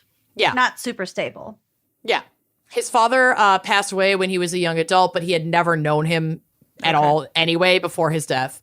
This is a quote from AnInjusticeMag.com. Quote, his grandfather, George, would often tell him he was a product of rape, and his grandmother, Bobby Joe, would slam his head against the oven if he didn't clean it to her liking. Oh, my God. Yeah. Lesman's history is long history of trauma first began early in the first grade, to be exact. He was beaten profusely with a variety of objects, including broom handles, appliance parts, and a ruler. He recalled one particularly searing instance in which his grandmother beat him at random while he was listening to music in his bed. Jeez. He told a psychiatrist that he only felt safe when his grandmother went to sleep. Oh, God. Yeah. So he had a Brutal. He had a really tough start. Yeah. He struggled in grade school and would go, like I said, back and forth between living with his mother in California and his grandparents on the reservation in Arizona. He struggled with speaking the Navajo language because he was not raised speaking it when he was with his mother. But they spoke, his grandparents would speak Navajo and English. So he just didn't have a fully. That's gotta be really hard to be in that position. Right. So he didn't have a fully immersive Navajo language childhood experience. Right. And then kids at school on the reservation, as well as teachers, would bully or remark to him about his inability to speak the Navajo language, which they would primarily use at school on the reservation. Okay. So his grades often suffered, and as young as 6th grade, he began experimenting with drugs and alcohol to cope. And this was the beginning of what set him on a very, very, very dangerous course. Sure. So by the time, this is a quote, by the time Mitchell was in high school, he began using LSD, crack cocaine, and methamphetamine, as well as upping his alcohol consumption to the point of intoxication, all weekend to distract himself from the rampant abuse that he faced at home. Right. Wow. But despite his substance use, his grades improved in high school, and he even got involved in football and student council. He became student council president his senior year at Rough Rock Community School. His coach, a guy named Marty Conrad, once remarked, quote, Lesman Mitchell was a potential college academic and an athletic star. If only he had parents who had cared about him and guided him. My goodness. It's just... It's really sad how much your, the environment in which you are raised has a lot to do with the outcome of your life. That's how it's it works. It's the same thing of it's not an excuse. It's not but it does offer it does not excuse, It's a it does not factor. excuse what Clarity, this man does, but it offers context, and his drug use is a big part of this, and we'll get to it. So he did graduate with honors in 2000 and even gave a speech at his school's grad ceremony, but he would not be bound for college as his addiction had already taken over his life. Wow. So just a few months after his graduation, Lesman went on an absolute bender with drugs and alcohol. And we're talking hard drugs. Right. He was doing meth. in high school. Yeah. So he was awake for days, and one psychiatrist determined in their evaluation that he was in a drug-induced and sleep deprivation-induced psychosis. Yeah, like a break. Yeah. Yep. Sleep deprivation and what it does to your brain is so fucking gnarly. It's scary. It's bad. It's really bad. So he and a friend, and I'm just going to put a blanket trigger warning on this because it is, I always say this, that it's one of the worst things I've ever had to talk about, but I always find a way to up myself. So here we go. Great. So he and a friend, a 16-year-old classmate named Johnny Orsinger, solicited a ride on October 28th, 2001, while they were at a gas station. And the woman they got a ride from was a 63-year-old woman named Alice Slim, who had her 9-year-old granddaughter Tiffany in the car with her. The two were also part of the Navajo Nation, and they were on their way to visit a traditional Navajo medicine person when they offered the ride to these boys, these hitchhikers. Shortly after leaving the gas station, the boys demanded Alice pull over and proceeded to stab her 33 times, killing her.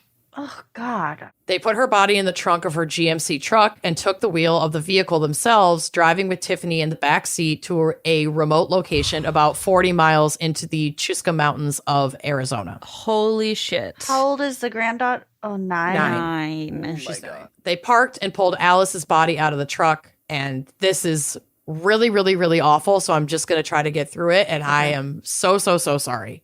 So they demanded Tiffany get out of the truck, and Lesman ordered her to, quote, lay down and die, in the dirt. And he attempted to cut her throat twice, but this did not kill her. So he and Johnny ended her life by dropping a boulder on her head. Oh my God. Yeah. What the fuck? They were completely off their fucking rocker. And they did something unimaginably awful.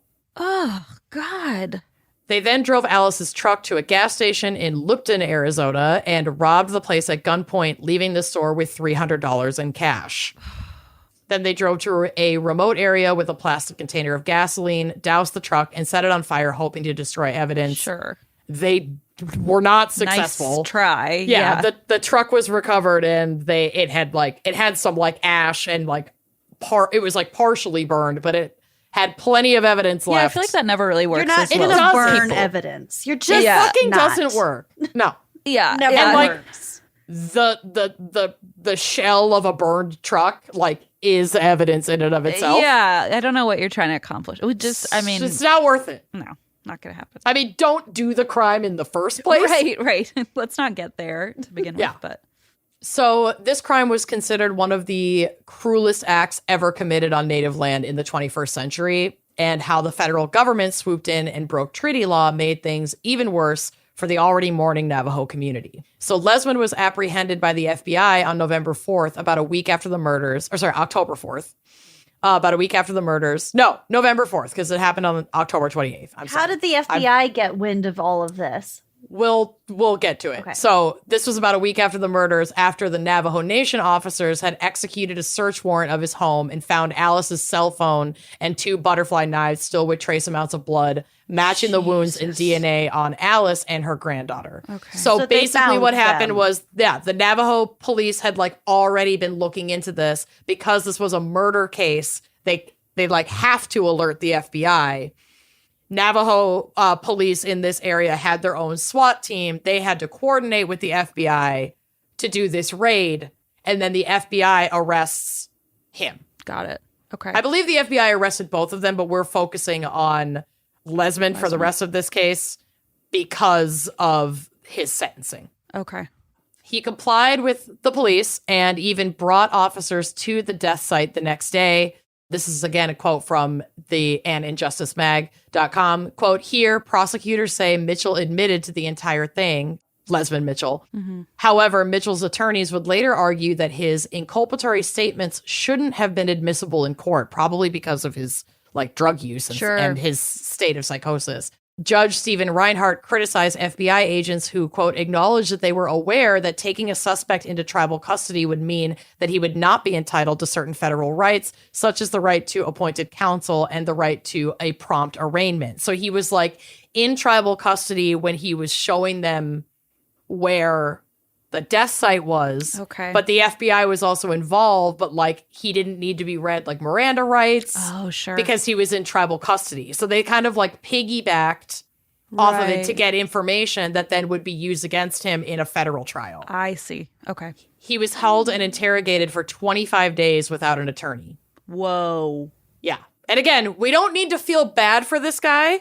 Like, he did a really fucked up thing, Right. but this is a reflection of how manipulated the justice system can be, especially when you're dealing with these like issues of jurisdiction and separate governance. Yeah, you're playing by 2 different sets of rules in the yes, same. and the FBI fucking knows it and is exploiting it. Yeah. And that's not okay. Like, No. regardless of what you've done, it is un-American and Yeah. fucking undemocratic Yeah. to operate in this way. This is not how this works.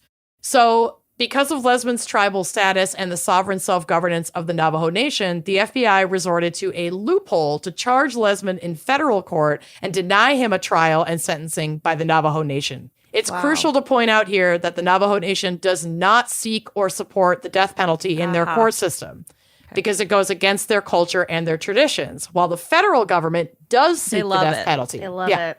I love In this many stuff. cases. Yeah. So, what was the loophole? I will tell you. Under the Major Crimes Act of 1885, federal criminal jurisdiction is provided over certain enumerated crimes if the defendant and victim are both tribal members and the crime took place on native land.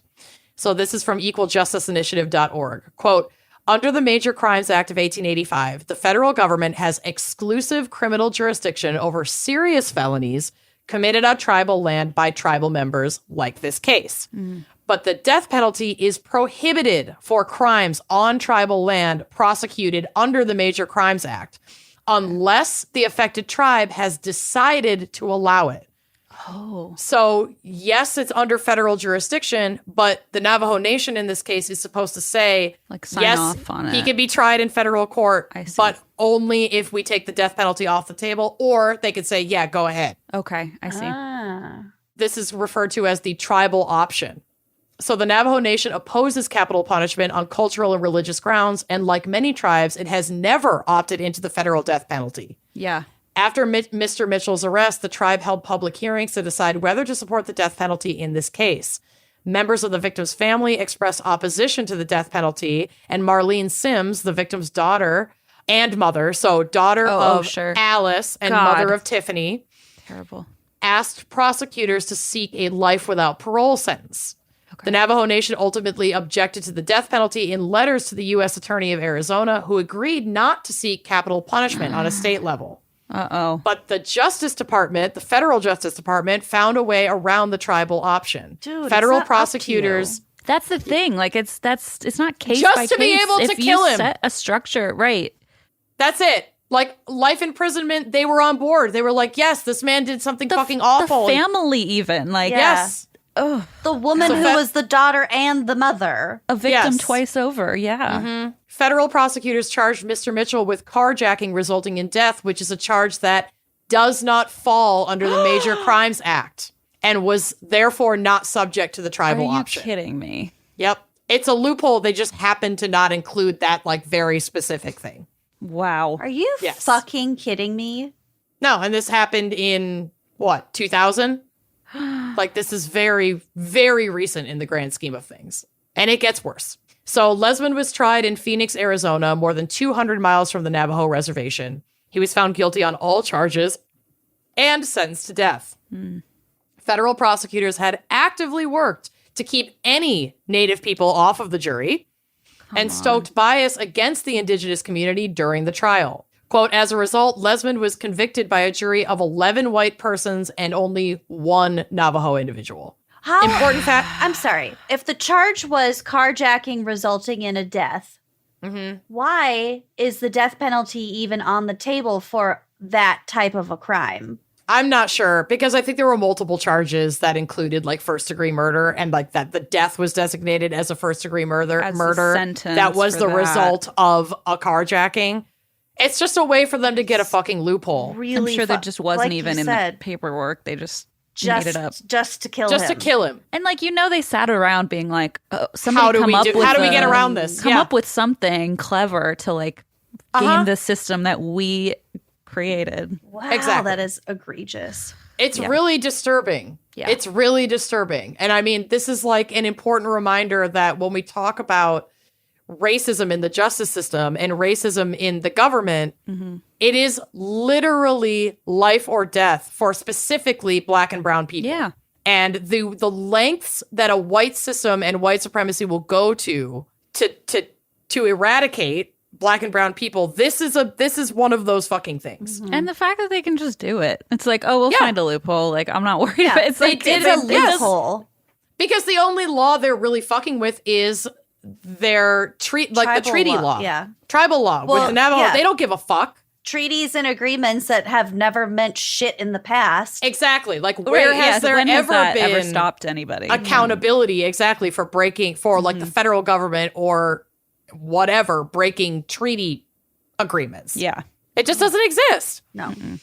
So, important factors regarding Lesmond's upbringing and substance use disorder were barely mentioned at all at trial, including the psychiatric analysis that determined he was in the midst of a drug-induced and sleep deprivation-induced psychotic break at the time of the murders. Yeah, you think that would be relevant, but okay. Right. And again, not necessarily to say that this man should not be in prison forever. He should be in prison forever. Totally, He is yeah. a danger to society. Yeah. But you can't just omit all of these important contextual factors because you want to fucking kill him. You want to federally You just want the execute him. easiest way to execute Exactly. After repeatedly denying his rights. Right. him. Right. So Lesmond Mitchell sat on death row for 17 years while the presidents in office at that time had maintained a moratorium on federal executions. That is until 2020, when after He Who Must Not Be Named had taken office in 2016. Do you remember, like, toward the end of his term at, like, the end of 2019? Killing a bunch of people. And into 2020, yeah, there was, like, this rash of executions that he signed off on. I remember Well, that. Leading into 2020, why not? Just, Yep. He knew he was going to lose, so he just wanted to. Yep. So again, from Equal Justice Initiative, quote, the National Congress of American Indians, 13 tribal governments, and Native Americans across the country joined the Navajo Nation President Jonathan Nez in asking President Donald Trump to commute Mr. Mitchell's death sentence. Not release him, just not execute him. because it's part of their cultural belief Because it's system. culturally- not like, because yep. we feel sorry for him or he didn't do it. Like, that's Exactly. irrelevant. Quote, Mr. Mitchell's death sentence deeply offends the tribal sovereignty of the Navajo Nation, as well as the values of many Native American people, said a letter to the president signed by more than 230 members from across 90 U.S. tribes. Wow. He should not be executed. We understand the daughter and mother of both victims attested and strongly opposed the death penalty in Mr. Mitchell's case and specifically requested the U.S. attorney not seek it. The Navajo Nation and the family of the victims have not changed their position. The Justice Department plans to make Mr. Mitchell the first Native American in modern history to be executed by the U.S. government by a crime committed against another Native American on tribal land, Right. despite the tribe's objections. American Indian advocates have pointed to the stark contrast between the government's effort to kill the only Native American under a federal death sentence and recent progress in recognizing the deep historical and ongoing racial injustices inflicted on Native Americans. Because again, they're making this plea in 2020 when Donald Trump is like, I'm going to fucking sign off on all these executions. And we had just had this sort of like national racial reckoning in the wake of George Floyd. And there was this huge conversation about how we're treating not only Black Americans and descendants of enslaved Africans, but also Indigenous Americans. Sure. This continues on to say, just last month, the Supreme Court reaffirmed the sovereignty of tribal nations in a widely heralded decision. The United States is taking stock of its history of racial injustice, including the many traumas perpetrated against American Indians. This was written by Navajo leader Carl Slater in the New York Times. So to carry out Lesmond Mitchell's execution, despite the profound infringement on tribal sovereignty that this case represents, would be a grave injustice. Yeah. Yeah. But on July 14th, 2020, the Supreme Court gave the Trump administration, the green light to resume federal executions. And despite the Navajo Nation's pleas to then President Trump, Lesmond Mitchell was executed on August 26, 2020. Like literally right before the fucking election.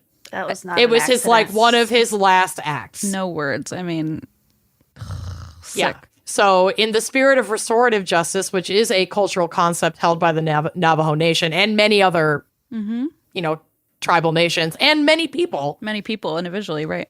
Alice Slim's grandson wrote Lesmond a letter before his death. And in it, he wrote, quote, I forgive you and I love you. I want to be your friend. I will be your cheerleader like God is our cheerleader. Now, I know that I'm biased, and I also want to honor the thoughts of Tiffany's father, his name is David. I'm not sure if he is Navajo. I was not able to confirm that. It's possible that he is white, but I am not going to make any assumptions on this man's race. And he was in support of Lesmond's execution, and I can't blame him one bit for that as the father of a murdered child. Right.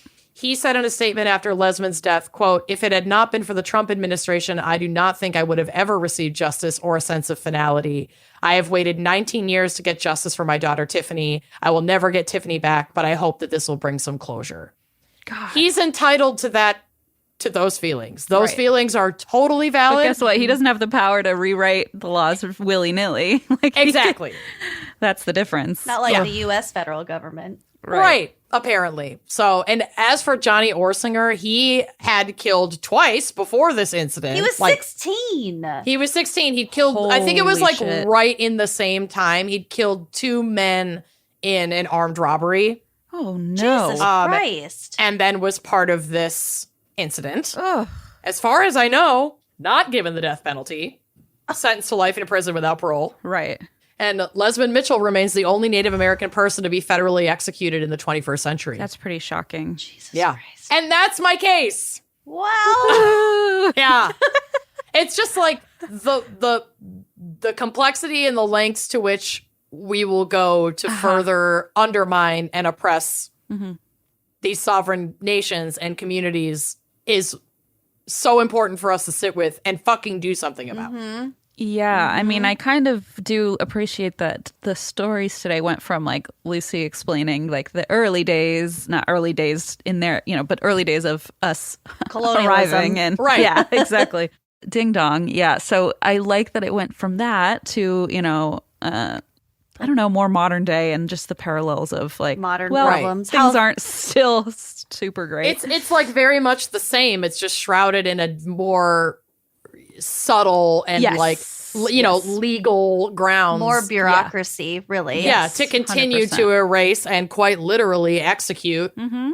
sovereign indigenous people. That's disturbing. Disturbing. So Jesus. I don't know. I just think stories like this are so important. And I know we've talked about this around, racism in general, but like so many of us as white people like to believe that we live in like a post-racism society and that these are not life and death situations. And that simply is not true. Totally. And so it's important to have conversations about this because there are people dying every day at the hands of white supremacy. And it is easy to just kind of... It's easy for us to ignore. Yeah, for us, yeah. And we can't fucking do that. I mean, I feel like a good example, too, is that original Amber Alert Act where it was like, oh, good, we like did something. We and did it. Checked off, and then like it just fell to pieces. It's sort of like all very surface level and shallow and, And then that one guy retired.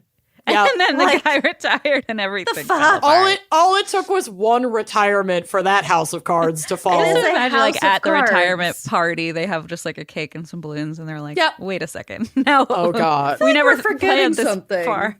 Now what do we do? Wow. Yeah. Well, thank you so much, Jesus. Christine, Thank for you, being Christine. here. I mean, I feel honored that you even let me carry Kenyon's mantle here because Well, you wow. owed us because we helped carry your mantle You when did. I was you gonna were say, on honestly, baby I leave. probably owe you more than just one story. Yeah, you but got 3 episodes out of us. That's true. so- We milked you for all your worth. Well, and when M recovers, we're tapping that ass too. Don't There you don't go. think if you're listening, M, don't think you're getting out of this. You're not bucko. safe yet. You are not safe. You are never safe. Christine, tell the people where they can find And That's Why We Drink. Oh, well, you're welcome to find, and that's where you drink anywhere on social media, ATWWD podcast, or and that's where you drink.com. I also host if you're looking for a lighter little. We always want more Christine. Yeah, well, careful what you wish for. But yes, I also have a podcast with my brother called Beach Too Sandy, Water Too Wet, where we It's read so 1-star funny. Yelp reviews in a dramatic fashion. So if you're like, I need more true crime, there's One Direction. If you're like, I need, some Beach Too Sandy, some More laughs. more lighthearted, laughing at like people on cruises, that kind of thing. So yeah, those, or you can find me at XTeen Schiefer. But I am very honored to have participated today, and I hope I didn't bum you out too badly with that story. No, you did great. I was among some lighthouses this last weekend in Were Door you? County. Mm-hmm. My I thought of you brother guys. loves them. I You know should he leave does. a 1-star review on a We lighthouse. have read reviews of lighthouses before, and weirdly enough, people have lots of strong The opinions. light didn't even spin. It's too wet. There's just all sorts of He problems loves his lighthouses in the world. So weird about Oh, lighthouses. Sandy. Also, thank you to Chase Arviso, who again wanted to shout out their brother Nakoa and fiance Sean. Thank you so much for requesting this complex topic. Mm-hmm. I hope that we did it justice for you.